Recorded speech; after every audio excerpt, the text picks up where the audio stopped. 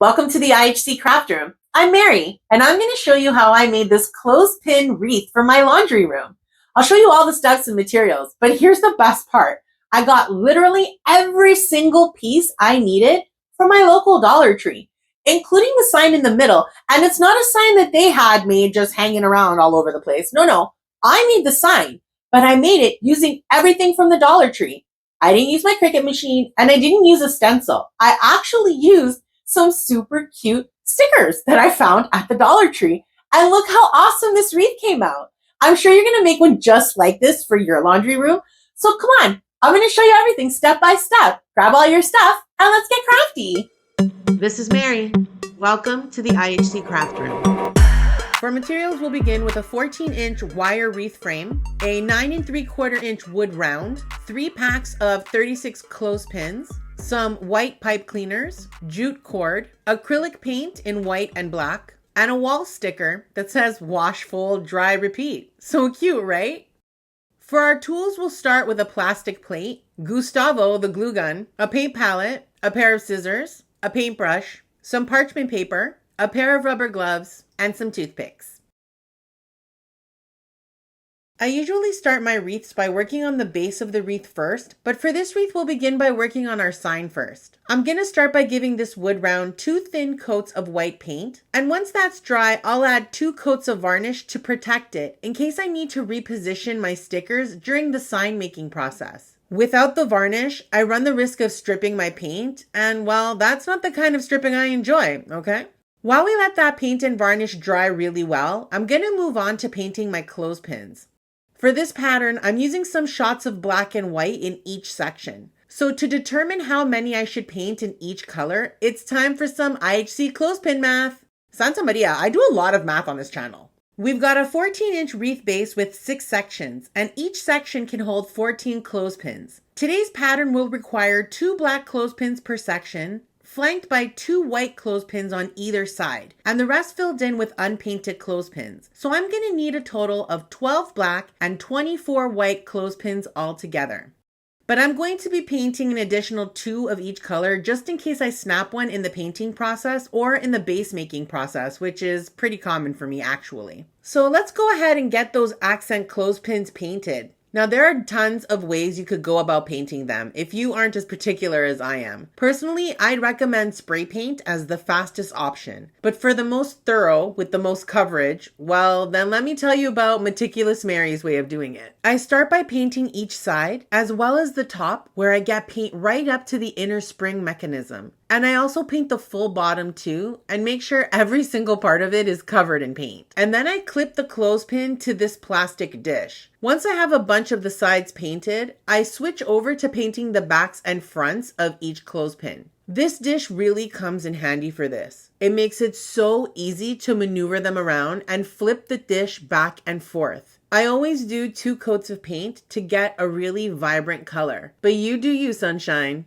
Now that I've got all 24 clothespins and 2 bonus ones painted, I'm going to go ahead and do the same thing with the black paint and make myself 12 black clothespins and 2 extra black ones just in case. Once the paint is dry and it's time to unclip them from the dish, just watch how easy breezy it is to do. But first I'll let the paint dry really well, and for now we'll move on to the sign.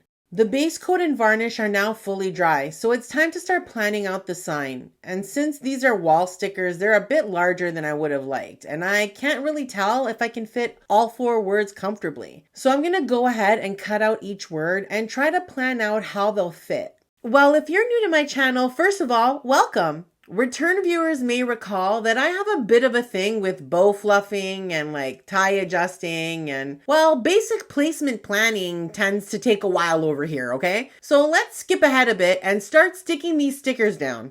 Full disclosure, I regret not drawing guidelines on this wood round because it would have been much easier to make these stickers straight. And I'm fairly sure that one or more of mine are just a wee bit out of whack. But hey, who isn't? Am I right?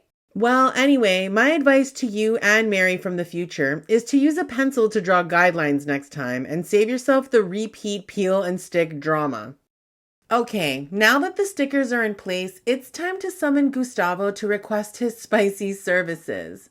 I'm going to add a generous amount of glue in a cross formation on the back of this sign. I'm making sure to place the glue near the edge of the wood round so it'll be a bit easier to tie the sign down to our wreath base. I'm using a toothpick to push the pipe cleaner down into the pool of glue, and then once the glue is dried, I'm going to come back and put another dollop of glue on top for good measure. It's time to lay out the clothespin pattern we've been preparing for. I'll start by clipping an unpainted clothespin on the bottom 2 innermost rings of the wreath base, followed by another unpainted one clipped to the next ring out. I'll place 4 unpainted clothespins before adding 2 white clothespins, followed by 2 black ones, and another 2 white ones. And we'll complete the pattern by adding the final 4 unpainted clothespins to the section. And that's our pattern. 4 unpainted, 2 white, 2 black, 2 more white, and 4 unpainted. That pattern gets repeated all the way around our wreath base until you can't squeeze in even 1 more clothespin. The trick to working with a clothespin wreath is to be very aware of the space each clothespin is taking up. If you aren't jamming them together like me and my brothers in the back seat of my dad's station wagon circa 1988, then you're doing it wrong. And you'll end up messing up our pattern because you won't be able to fit all 14 clothespins in each section. So don't be loosey-goosey, okay? Be righty-tighty instead. We've got 2 more steps and this wreath will be ready for the laundry room. First, we need to get that sign on here ASAP. Once I have it in the perfect spot, I'll tuck the pipe cleaners through the base and give each one several good twists. Several. Before I cut off the excess. Last, we need to add a piece of jute cord so we can hang this beauty up on the wall. And then it'll be time for the final reveal. Can you believe we made this sign with stickers? This is definitely a first for me. So what do you think about how it turned out? Did it meet your expectations? Super simple to make, right?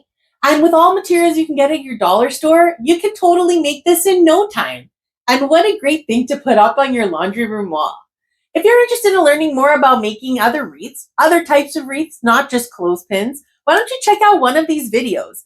They're super beginner friendly and we'll show you a bunch of different ways you can make some wreaths for your home.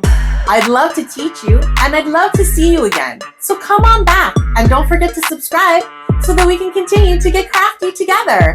Toodaloo!